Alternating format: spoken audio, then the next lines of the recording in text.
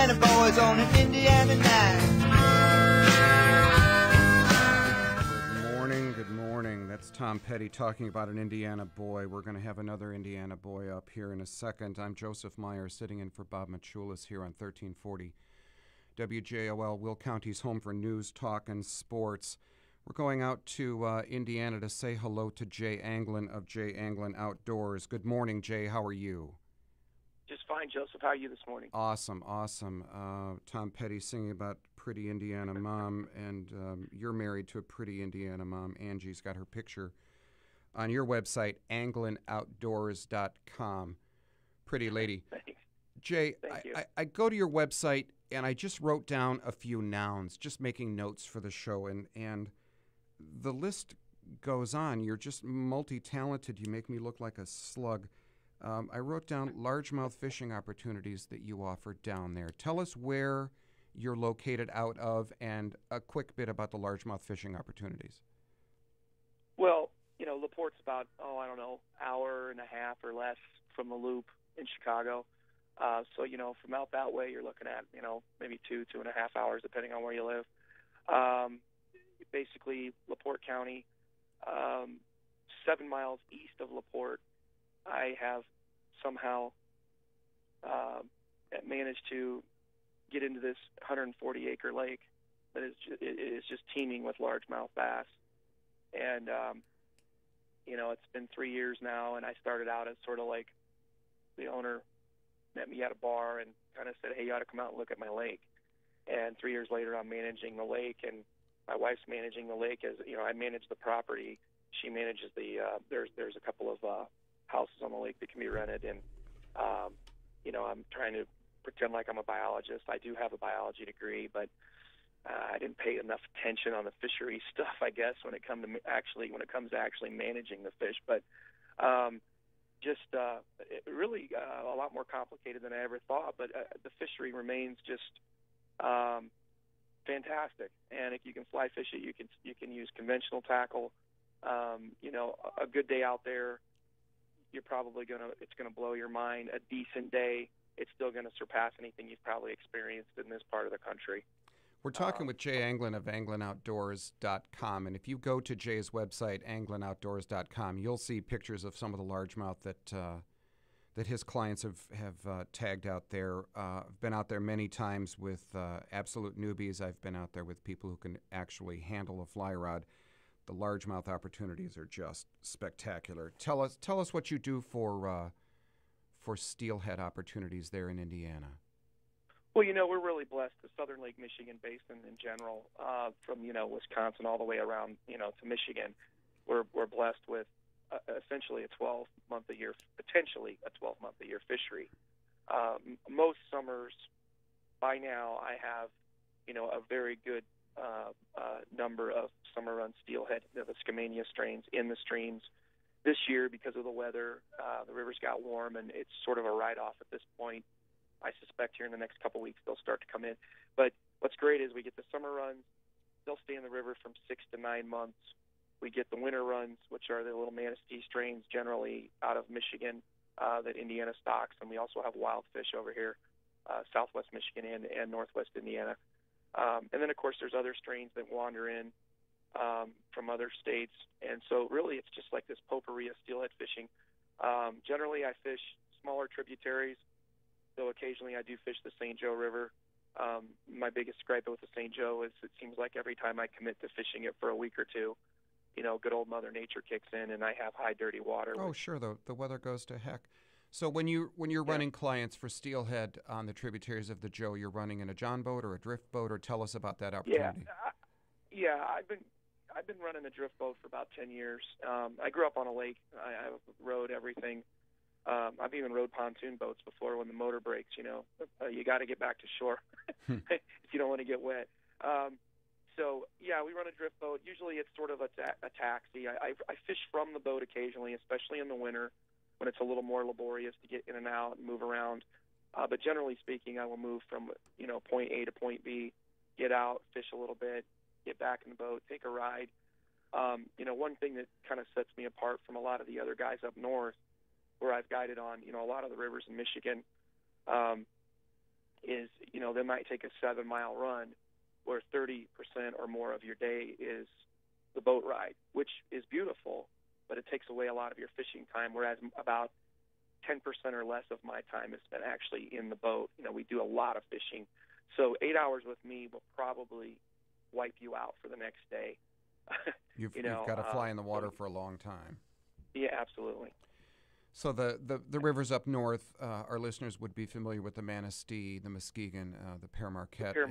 Exactly. And your tributaries are a lot more smaller, a little more intimate, and full of fish.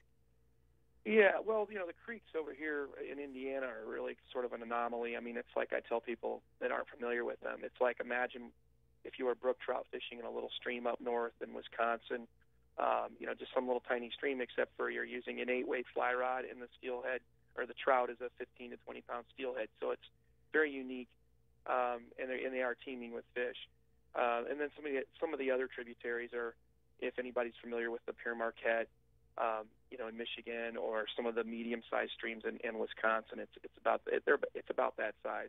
So your fishing technique for tributary steelhead, to a trout angler, they would equate it to what? Say high stick nymphing.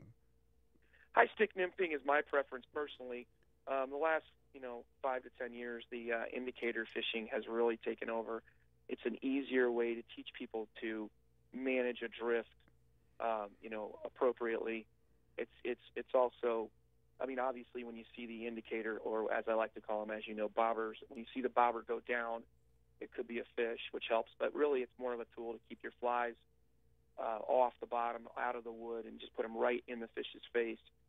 Really deadly technique, actually, that's kind of revolutionized steelhead fishing in the Great Lakes. I'm sure out west they finally, begrudgingly accepted the idea that some guys are going to have indicators on their leaders.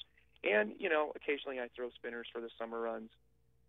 So, there's different ways to do it. I just have always been a fly fisherman at heart, and that, of course, is where I sort of specialize. So. And I've been real pleased to send clients your way. You do such a good job with fly anglers. I know you handle hardware anglers as well.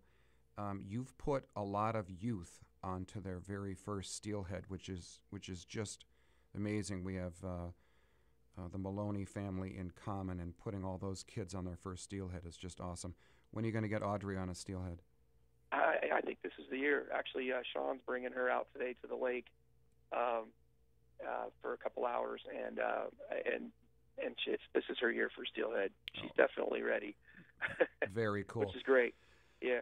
So you do some guiding at Private Lake, Cranberry Lake for largemouth. You do some steelhead and opportunities in the tributaries of the St. Joe. And I also wrote down from your website, Anglin, Anglin, great name for a guide, Anglin. AnglinOutdoors.com. I wrote down one word, muskie. Tell us about that opportunity. Well, I grew up on Lake Tippecanoe, which is about an hour and a half from me.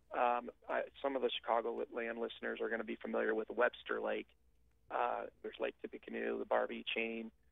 There's a number of lakes over in Kosciuszko County that are full of muskies. Like 4 or 5 years ago, the Indiana DNR did a survey, and the number was staggering. The average number of muskies per acre, like the Minnesota biologists, wanted to see the statistics so they could actually look at them themselves and say, okay, it's for real. But they're obviously recreational lakes, and this time of year you're going to probably have a better chance of having a jet ski run over you. But in the spring and the fall, they can just be absolutely phenomenal muskie fisheries. I've had days just really not even trying that hard where I've had 20 to 30 follows, and some of those fish are well into the 40-inch range, 40, 45.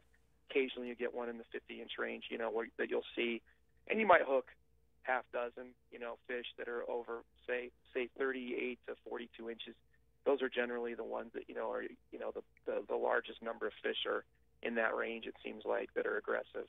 That's quite a day. Fishing. That's quite a day when you can actually put the steel to 6 muskies. That's pretty awesome. What kind of gear are you running? What kind of flies? What do you guide out of in terms of floating craft? I use my old Lund, 16.5-foot Lund, which I've kind of customized with big decks. I don't like using large boats. I truly believe that fish sense the presence of a large boat. It's easier to make a lot more noise in a large boat, so I use a little smaller boat. Fly-wise, guys are using 9 to 11 weights. Occasionally you might see a 12 weight. I generally use an 11 weight when I fish. I'm throwing usually a sink tip, and you throw a chipmunk, small squirrel. I mean, these flies can be gigantic. These are 6 to 9 inch flies, full of feathers, full of deer hair.